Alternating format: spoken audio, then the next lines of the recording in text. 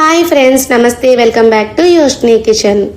మీకు తెలుసా, కర్బూజాని జ్యూస్ రూపంలో కానీ అలానే పండు రూపంలో కానీ గర్భిణీ స్త్రీలు తీసుకుంటే బిడ్డ ఎదుగుదలకు బాగుంటుందని, అలానే కిడ్నీలో రాళ్ళు కరిగించే గుణాలు ఈ పండుకు ఉన్నాయని, అలానే వేసవి కాలంలో ఈ పండు దాహం తీర్చడానికి బాగా ఉపయోగపడుతుంది. అలానే శరీరంలో రోగ నిరోధశక్తి పెరుగుతుంది. అలానే ఈ కర్బూజా పండును తరచుగా తింటే చర్మం మృదువుగా ఉంటుంది. మరి నేనైతే ఈరోజు కర్బూజాతో జ్యూస్ని ఏ విధంగా ప్రిపేర్ చేసుకోవాలో చూపించబోతున్నానండి. మరి లేట్ చేయకుండా కర్బూజాతో మంచి టేస్టీగా జ్యూస్ని ఏ విధంగా ప్రిపేర్ చేసుకోవాలో చూసేద్దాం. ఫస్ట్ ఒక బౌల్ తీసుకొని ఇందులోకి ఒక 2 స్పూనుల వరకు సబ్జా గింజలను వేసుకోవాలి. సబ్జా గింజలను వేసుకున్న తర్వాత ఇవి మునిగేంత వరకు నీళ్ళని వేసుకొని వీటిని ఒక 5 నిమిషాల పాటు నాననివ్వాలి. ఇప్పుడు బాగా ముగ్గిన ఒక కర్బూజా పండును తీసుకోవాలి. తర్వాత దీనిపైన ఒక రౌండ్ షేప్లో కట్ చేసుకోవాలి. మీరు కావాలంటే ఈ పండుపై ఉన్న తొక్కనంతటినీ కూడా తీసేసుకొని 4 భాగాల కింద కట్ చేసుకొని ఇందులో ఉన్న సీడ్స్ అంతటినీ కూడా సపరేట్ చేసేసుకొని వీటిని చిన్న ముక్కల కింద కట్ చేసుకొని మిక్సీ జార్లోకి వేసుకోవచ్చండి.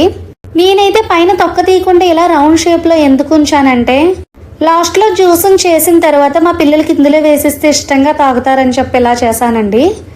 ఇప్పుడు ఇందులో ఉన్న పిక్కలు అంతటినీ కూడా సపరేట్గా చేసేసుకోవాలి. కానీ మనకి ఈ పిక్కల్లో కూడా జ్యూస్ ఉంటుందండి. కాబట్టి ఇప్పుడు ఒక మిక్సీ జార్ని తీసుకొని ఇందులో ఒక స్టైనర్ని పెట్టుకొని ఈ కర్బూజా పిక్కలు అన్నిటినీ కూడా ఇందులో వేసేసుకోవాలి. ఈ విధంగా కర్బూజా పిక్కలు అన్నిటినీ కూడా వేసేసుకున్న తర్వాత ఒక స్పూన్ తీసుకొని అటు ఇటుగా కలుపుకుంటే ఈ పిక్కల్లో ఉన్న జ్యూస్ అనేది మనకు సపరేట్ అయిపోతుంది. చూడండి, మనకి పిక్కల్లోంచి ఎంత జ్యూస్ వచ్చిందో. తర్వాత ఈ పండులో ఉన్న గుంజ అంతటినీ కూడా ఈ మిక్సీ గిన్నెలోకి వేసేసుకోవాలి.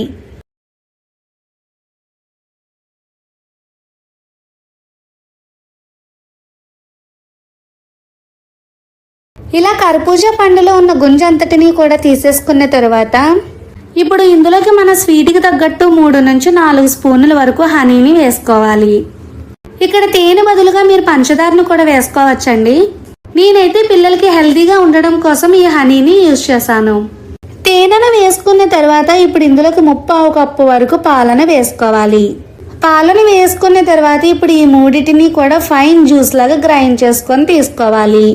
ఈ విధంగా గ్రైండ్ చేసుకున్న తర్వాత ఇప్పుడు ఈ జ్యూస్లోకి మనం ముందుగా నానబెట్టుకున్న సబ్జా గింజలను వేసుకోవాలి.